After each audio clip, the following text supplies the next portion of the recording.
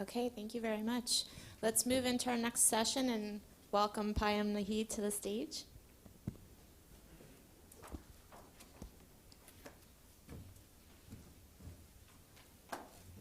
Good morning, everyone. I think I might be the last session before lunch. Is that right? Yeah. Great. Okay, I'll keep it short. I'm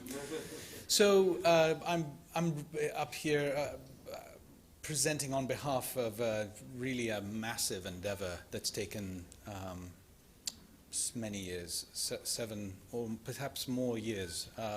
And it actually is a direct response to some of the conversations that were being had at the earlier session about the needs for biomarkers of treatment effect, and the discussions around how phase 3s are expensive. A lot of the studies that you see are using intermediate surrogate endpoints for their endpoints and not appropriate for evaluation of biomarkers. And this was recognized a while back,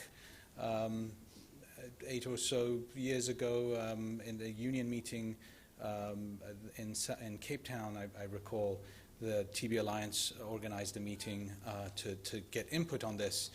And now we're at a stage where I'm delighted to inform everybody about the availability of samples for research for the development of TB biomarkers. So I'm here just to give you, it's an informational talk about this resource, and what I would ask you is to take this information and share it with your colleagues at your institutions, with others.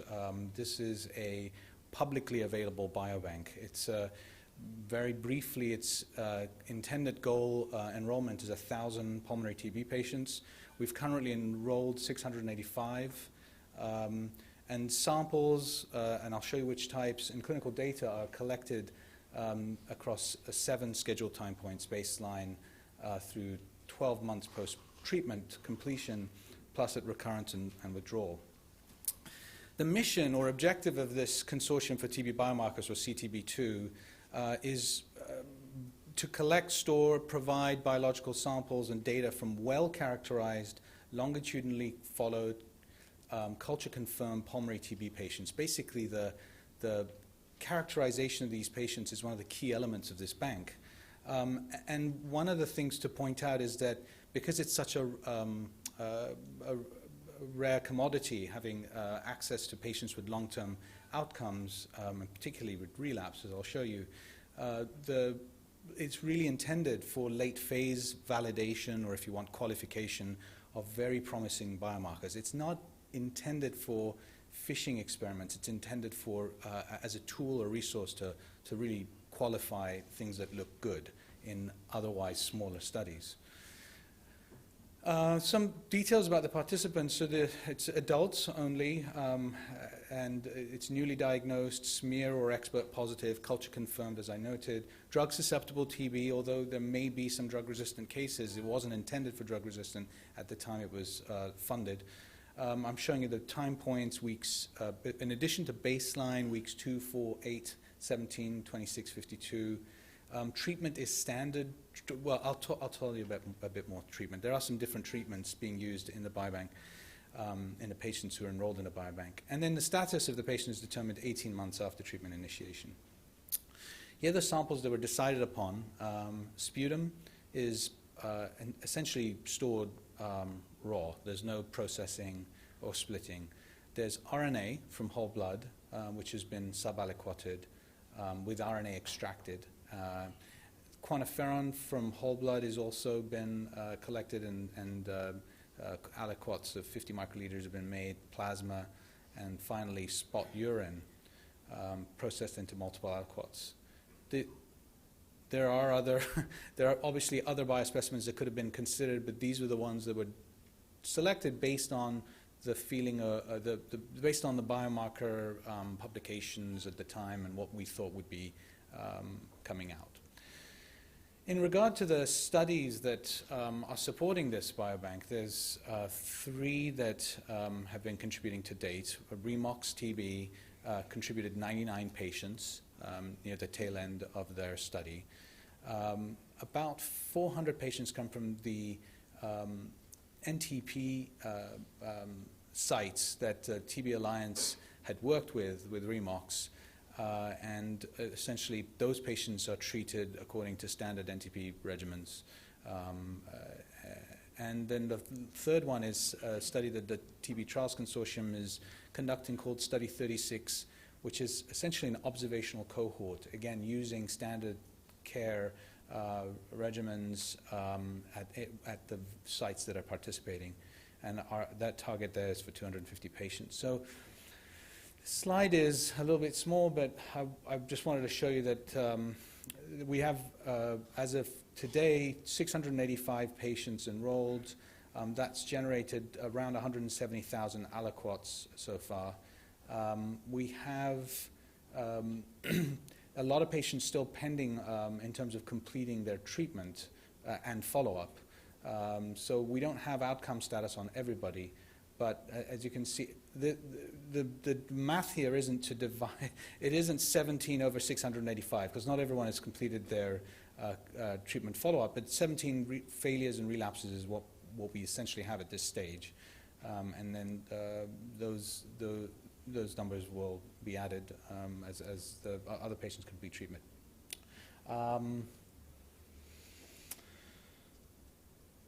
The intended goal is 1,000 patients, as I said. The NTP and REMOX are done. Study 36 it continues to enroll.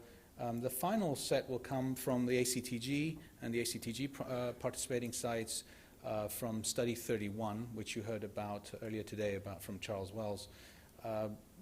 They have a separate protocol, the ACTG, that is a biobanking sub-study that they will use to biobank for this repository from patients they enroll into Study 31, A5349. So key features for you to tell your colleagues: there's consistent inclusion-exclusion criteria, there's standardized sample collection techniques, processing and storage procedures. Fisher Bioservices is the contracted repository, and they provide, it's really a terrific service. They provide the sites with kits that are already inclusive of all the various tubes and collection tubes and tracking methods, barcoded. As I said, barcoded aliquots all the way through back to the repository in England. The other key issue is governance, and you know, it's always a lot of discussion was had to do this properly. CTB2 formed an executive committee that provides the governance for the samples. This is a publicly available bank. It's essentially free to access with the recognition that the investigator requesting samples is expected to pay for the shipping at least and retrieval costs, but there's no fee to access it, and meritorious proposals will be awarded. The other issue regarding whether the proposals are meritorious or not relates to the reviews process, and we adopted an NIH study section review type process and adopted also NIH guidance on conflict of interest and disclosures in regard to the peer review committee. There's a website you could go to and refer your colleagues to. Here it is. And there's also an email contact that's available at that website. And we're now on to our second RFA. The next coming up RFA is April 29th. It's just around the corner. We strongly recommend, the CTB2 strongly recommends that the investigator contact the project manager for this, Connie Meredith, to initiate some discussions about their ideas, their proposal, and what kind of samples they need. It gives us a bit better framework of what's being requested, and will help improve the application as well. And the proposals will be reviewed by a peer review committee, as I said. And certainly if you would like your institution, your group added to the RFA distribution list, the intention is to have an RFA twice a year, every 6 months, spring and fall, thereabouts. The acknowledgements are really quite immense, because I think it was noted, I think Andreas pointed out how expensive phase 3 trials are to integrate biobanking efforts into, and this is an amazing achievement for the field as far as I'm concerned. It's been done in HIV, it's been done in other arenas. If we're going to get to finding a biomarker in that black box that people have been referring to, or something of a viral load that we heard our keynote speaker highlight, which would get us to a wonderful pharmacodynamic measure. That we would do our studies in a week or two. This is the kind of bank that will get us there.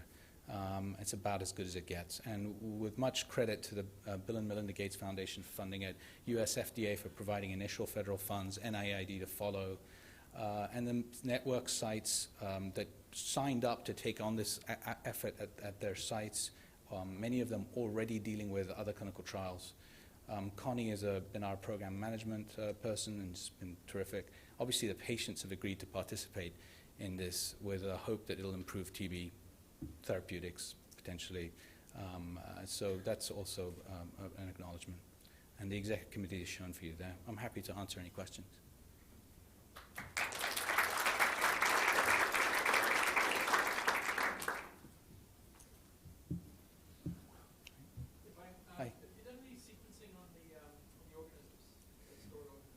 So that is, thanks for that question. So there are plans to distinguish reinfection from relapse, and those are going to be done. I believe the latest I heard was in South Africa. I don't know where it's going to happen, but it's going to happen. There's been some investigations. Go ahead. Probably be done at UCL. Okay.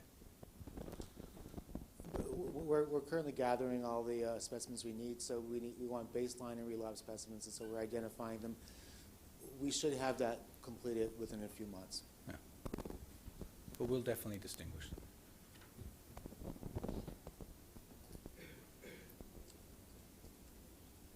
Any other questions or comments? Okay, thank you, Payam.